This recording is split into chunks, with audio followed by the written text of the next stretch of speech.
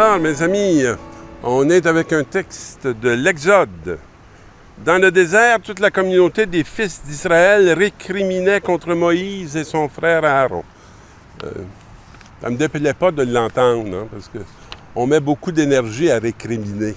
C'est tout à fait naturel de récriminer.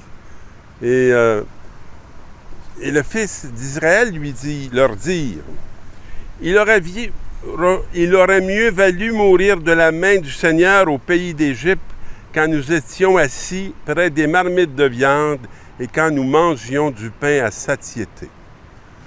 On en met-tu aussi de l'énergie pour trouver la satiété?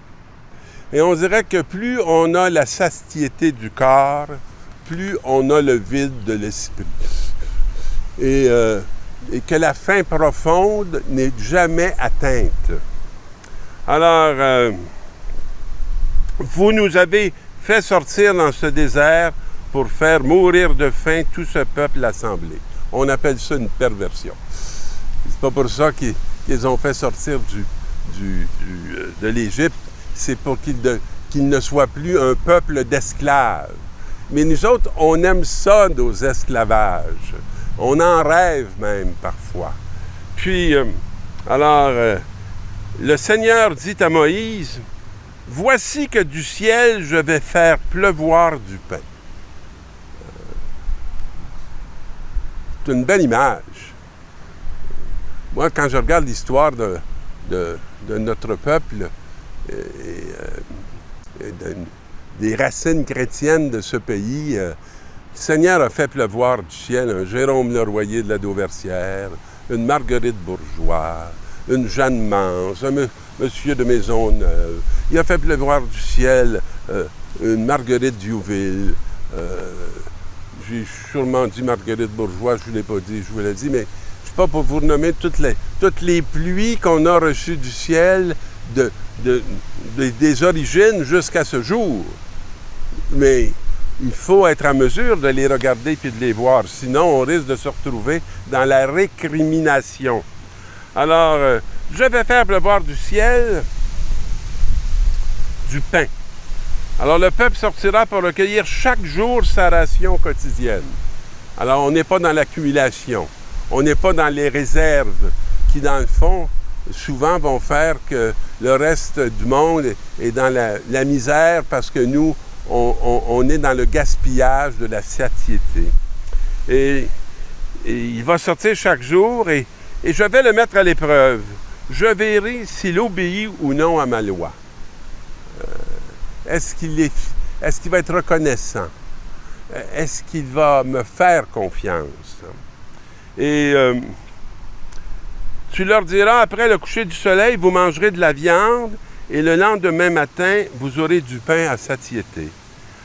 Et le soir même, une volée de cailles va recouvrir le lieu du désert où se trouvent les fils d'Israël. Ils vont probablement manger ça comme ça leur était dû. Ils verront probablement pas le signe. Comme nous, on oublie souvent de voir le signe de tout ce qui est à notre table. Et que pour nous, c'est un dû, ça va de soi. Alors qu'il y a combien de personnes dans ce monde qui meurent de faim? Ce n'est pas un dû. Puis ce n'est pas un droit. Et si on veut rééquilibrer les choses, il faut être capable pour faire la justice, d'avoir le souci et la reconnaissance de ce qui nous est confié. Alors, vous reconnaîtrez alors que moi, le Seigneur, je suis votre Dieu. Ça a beaucoup de conséquences, l'athéisme de ce monde-ci. Beaucoup de conséquences. Beaucoup plus que celles qu'on peut penser et imaginer. Alors, lorsque la couche de rosée s'évapora le lendemain matin, il y avait à la surface du désert une fine croûte, quelque chose de fin comme du givre sur le sol. Quand ils virent cela, ils se dirent l'un à l'autre, « Man, qu'est-ce que c'est? » Car ils ne savaient pas ce que c'était. Mais Moïse leur dit, « C'est le pain que le Seigneur vous donne à manger. » Alors là, on vient d'entrer dans cette belle question du pain qu'il nous donne à manger.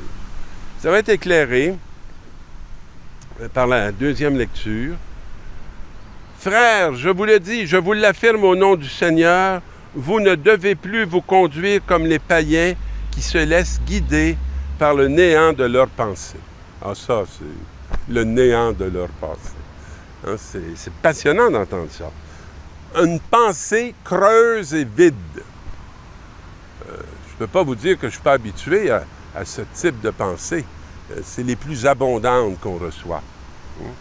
Alors, lorsque vous êtes devenu disciple du Christ, ce n'est pas cela que vous avez appris. Si du moins c'est bien lui qu'on vous a annoncé et enseigné, selon la vérité de Jésus lui-même. Il s'agit de vous défaire de votre conduite d'autrefois. Il faut changer. Pas pour faire plaisir à qui que ce soit. Il faut changer pour être vivant. Pour sortir de la mort. Pour sortir de l'aveuglement. De la fermeture, de la coupure par rapport à cette réalité qui nous est confiée, ce monde. Laissez-vous guider intérieurement par un esprit renouvelé. Adoptez le comportement de l'homme nouveau, créé saint et juste à l'image de Dieu. On a des sommets à atteindre et lui, il sait qu'on peut les atteindre parce que c'est lui qui nous a créés comme cela. Alors, dans l'Évangile, la foule s'était aperçue que Jésus n'était pas au bord du lac. Il y avait une attraction, Jésus, sur les foules.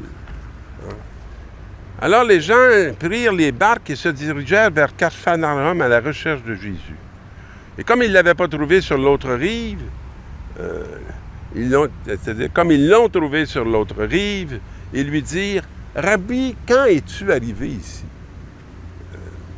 Jésus leur répondit « Amen, amen, je vous le dis. Vous me cherchez non pas parce que vous avez vu des signes, mais parce que vous avez mangé du pain et que vous avez été rassasiés. Voilà l'homme. Sa satiété. Être comblé. Ne travaillez pas pour la nourriture qui se perd, mais pour la nourriture qui se garde jusque dans la vie éternelle. Moi, j'adore travailler cette nourriture-là avec les familles, pour que leurs enfants ne soient pas que des petits bouts d'hommes et de femmes comblés et rassasiés, mais pour qu'ils soient aussi apaisés, pour qu'ils soient nourris jusqu'au plus profond de leur être, par un amour qui est tangible, qui est bien incarné, par des parents qui s'aiment à la manière de la Trinité et qui les aiment comme des personnes qui sont appelées à devenir à l'image de Dieu.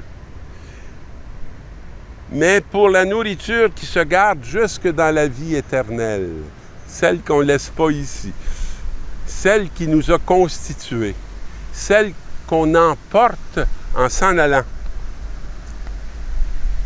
celle que Dieu, le Père, a marquée de son empreinte. Alors il dit, que faut-il faire pour travailler aux œuvres de Dieu? L'œuvre de Dieu, c'est que vous croyez en celui qui l'a envoyé. Alors il dit, quel signe vas-tu accomplir pour que nous puissions le voir et te croire? Quelle œuvre vas-tu faire? Encore une demande. C'est comme s'il n'y en avait pas eu. C'est comme s'ils pouvaient recevoir la nouvelle comme ça, alors qu'ils ont passé à côté de toutes les autres.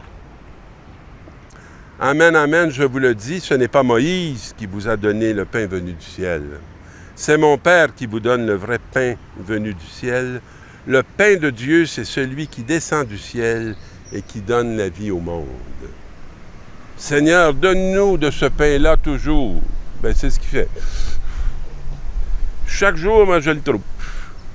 Parce que chaque jour, Jésus-Christ est à mes côtés. Chaque jour, je peux marcher en sa présence. Chaque jour, je peux recevoir son souffle qui nous a libérés de la croix. Alors, moi, je suis le pain de la vie. Pas moi, mais lui, Celui qui vient à moi n'aura plus jamais faim. Mes amis, si vous n'êtes jamais rassasiés, c'est que vous avez toujours faim et que tout ce que vous prenez pour vous combler nourrit votre vide. Et si on se nourrissait de Jésus-Christ? Et si on devenait capable d'Eucharistie, de reconnaissance, de merci, d'action de grâce pour tout ce qui se passe au long du jour? Celui qui vient à moi n'aura plus jamais faim, et celui qui croit en moi n'aura plus jamais soif. J'aurais le goût de continuer, mais je vais arrêter. Bonne semaine.